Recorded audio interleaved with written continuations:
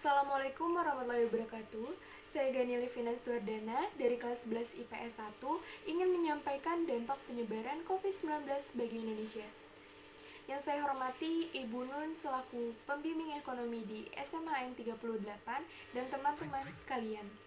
Saat ini 12 April 2020 di Indonesia sudah terkonfirmasi 4.241 dinyatakan positif dan 359 dinyatakan sembuh dan 373 dinyatakan meninggal dunia.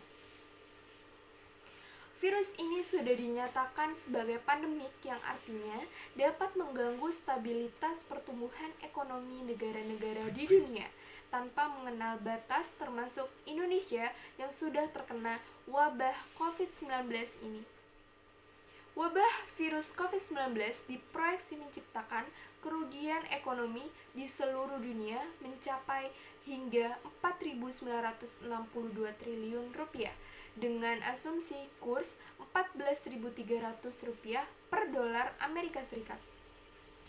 Bahkan sebelum COVID-19 menyebar, beberapa lembaga internasional memprediksi laju ekonomi dunia melemah karena beberapa faktor seperti perang dagang, geopolitik, dan lainnya. COVID-19 sangat mudah penularannya, meskipun tingkat kematiannya rendah. Masyarakat menjadi panik dan bekerja menjadi tidak tenang. Apabila tidak tenang dalam bekerja, produktivitas akan menurun. Lalu, dari himbauan-himbauan dari pemerintah dan kedokteran untuk mencegah COVID-19, kita dianjurkan untuk tidak keluar rumah, menjaga jarak, dan tidak kumpul-kumpul. Apabila kita dihimbau untuk tidak keluar rumah dan kumpul-kumpul, termasuk sekolah-sekolah juga diliburkan, dan karyawan work from home, menyebabkan transportasi seperti ojek online akan berkurang penumpangnya. Artinya, apabila pendapatan ojek online berkurang, maka perusahaan ojek online juga tidak mendapatkan pendapatan. Maka, pajak yang diberikan kepada pemerintah pun juga berkurang. Jika pajak berkurang, artinya pendapatan pemerintah juga berkurang. Itulah dampak perekonomian dari segi ojek online. Nah, Indonesia sangat bergantung pada bahan baku dari Cina, terutama bahan baku plastik, bahan baku tekstil, elektronik, komputer, dan furnitur.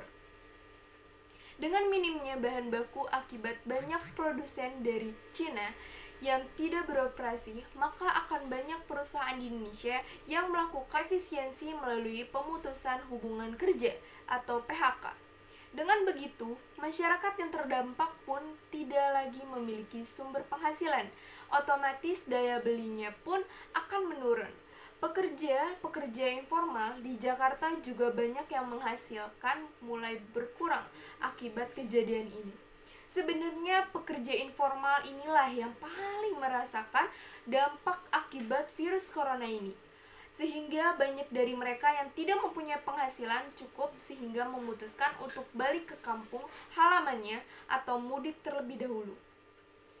Dampak virus COVID-19 dari segi wisatanya adalah karena kita tidak boleh keluar rumah, wisata pun ditunda. Artinya perusahaan penerbangan, perusahaan transportasi, baik bus, pesawat, maupun kereta menjadi menurun penumpangnya.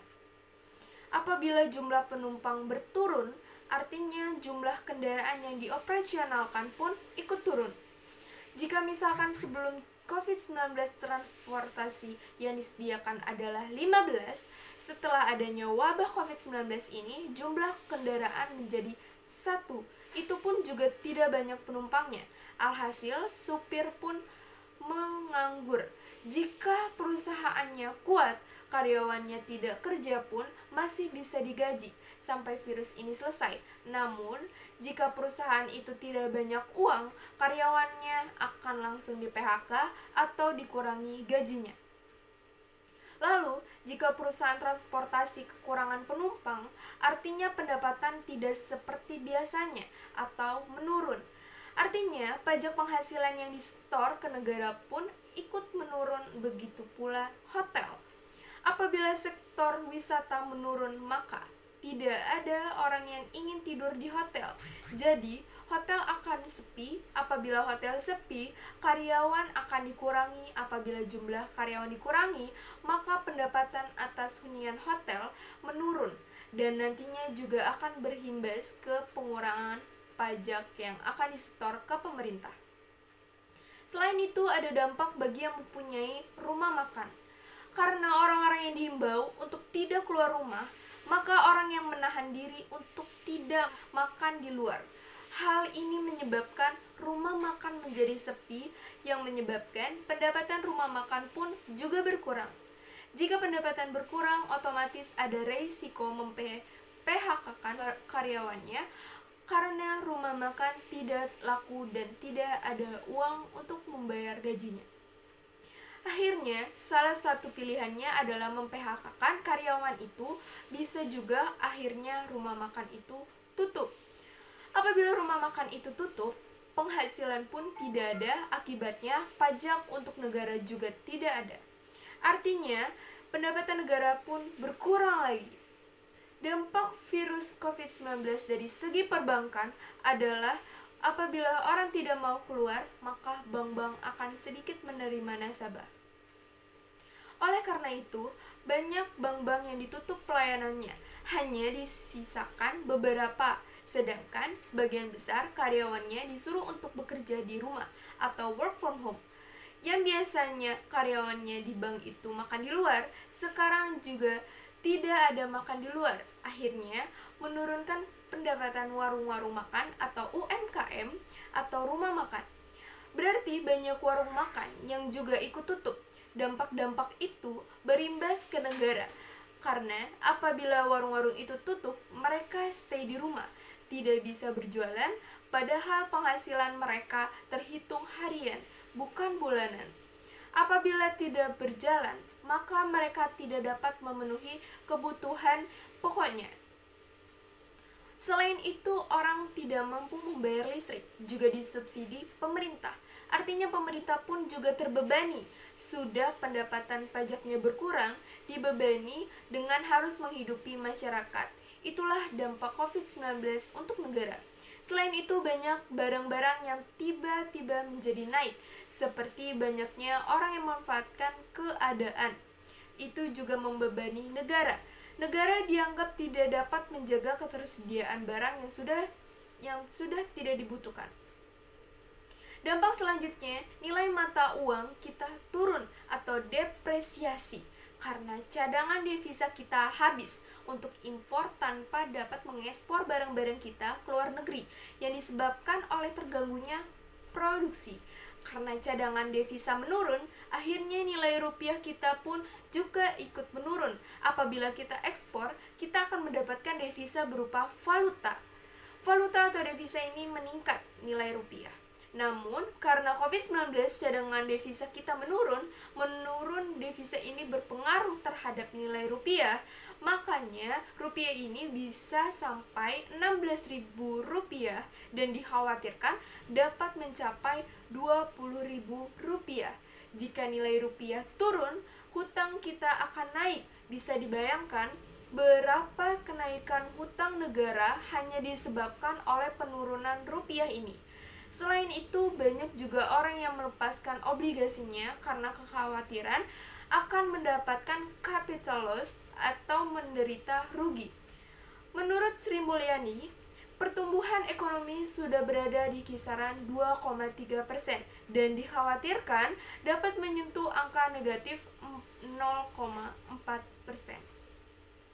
Beberapa yang dilakukan Indonesia dalam menghadapi dampak dari virus COVID-19 ini adalah menurunkan BI 7-day Reserve Repo Rate atau BI 7DRR sebesar 25 BPS menjadi 4,75%, suku bunga deposit facility sebesar 25 BPS menjadi 4,00% dan suku bunga lending facility sebesar 25 BPS menjadi 5,50%. Kebijakan ini dilakukan untuk menjaga momentum pertumbuhan ekonomi domestik di tengah tertahanannya pemulihan ekonomi global sehubungan dengan terjadinya COVID-19. Bank Indonesia akan mencermati perkembangan ekonomi global dan domestik untuk menjaga agar inflasi dan stabilitas eksternal tetap terkendali serta memperkuat momentum pertumbuhan ekonomi. Semoga COVID-19 ini cepat berlalu agar bisa menormalkan kegiatan-kegiatan yang bisa dilakukan oleh masyarakat dan kita semua. Semoga bisa juga masuk sekolah, bertemu dengan guru dan teman-teman yang sudah saya kangeni saat ini. Saya kangen dengan situasi sekolah seperti bangun pagi untuk siap mencari ilmu dan bersalam-salaman dengan guru-guru. Saya berharap semua guru-guru dan teman-teman yang saya sayangi bisa jaga kesehatan dan mendengarkan anjuran yang diberikan pemerintah. Bunun dan teman-teman, jaga kesehatan ya. Demikian yang bisa saya sampaikan, kurang lebihnya mohon maaf dan semoga bermanfaat. Terima kasih. Wassalamualaikum warahmatullahi wabarakatuh.